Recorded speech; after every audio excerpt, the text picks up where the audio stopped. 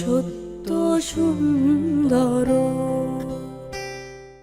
এখানে আছেন আমাদের একজন অভিভাবক এবং তার সন্তান। আমরা তার সাথে কথা বলবো এবং জানবার চেষ্টা করবো আসলে তার জীবনের গল্প। এই যে আপা, আমরা এই সন্তান নিয়ে এসেছেন আজকে, এত সুন্দর একটি আয়োজন, কেমন লাগছে কি বলবেন? আল্লাহর রহমতে অনেক ভালো লাগতেছে যে ওদের এই বসুন্ধরা গ্রুপ নিউজের আয়োজন। হ্যাঁ, এটিএন নিউজের আয়োজনের যে এখানে পাওয়ার প্যারেন্টসের আয়োজন করা হয়েছে, তা আমরা অনেক খুশি হয়েছি যে বাচ্চারা একটা ওদের অনুভূতি প্রকাশ করার একটা সুযোগ পেয়েছে।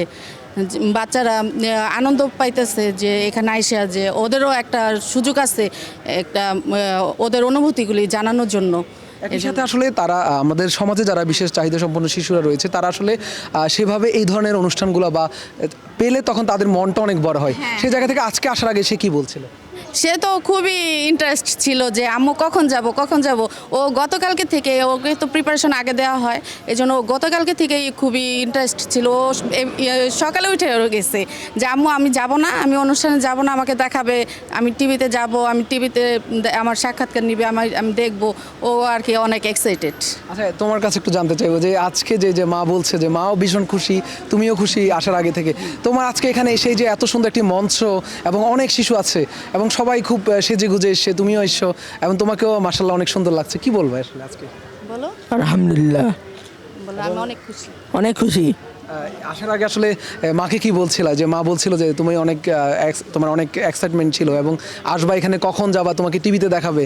এই যে হ্যাঁ 6টা বাজে, মানে ওকে বলছি যে সকাল 6টায় উঠে গেছো? হ্যাঁ, মানে ও সন্ধ্যা 6টা বলছে, ও সকাল 6টায় উঠে। আচ্ছা, এই যে মা এত কষ্ট করে নিয়ে এসে, মায়ের উদ্দেশ্যে কি বলবো, মাকে আসলে কি বলবো আজকে? তুমি কি মাকে ভালোবাসো? হ্যাঁ, বলো। মাকে ভালোবাসি। মা আচ্ছা, আপনার একটি বিষয় জানতে চাইবো যে আসলে এই যে সন্তানরা কি আসলে ছোটবেলা থেকে তাদের পেছনে অনেক শ্রম, আর নর্মালি সেই জায়গা থেকে বিশেষ চাহিদা সম্পন্ন শিশু যখন হয় তখন আসলে একটু কষ্টটা একটু বেড়ে যায়। সেই জায়গা থেকে আসলে আপনার গল্পটা আসলে কেমন ছিল বা আসলে কষ্টের জায়গাটা আসলে? এটা তো আসলে ফ্যামিলি থেকে বেশি ছিল সামাজিকতা তো ওদের মেনে নিতে চায় না। ওর এক জায়গায় নিলে হয়তো বা এক একজন এক একটা মন্তব্য করে, তখন আর কি অনেক কষ্ট লাগে।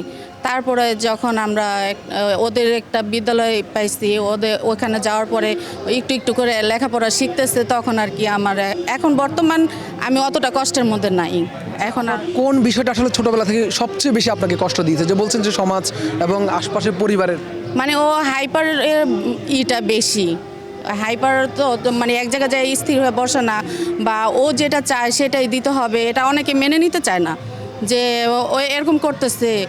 এটা আর কি আমার অনেক খারাপ লাগতো।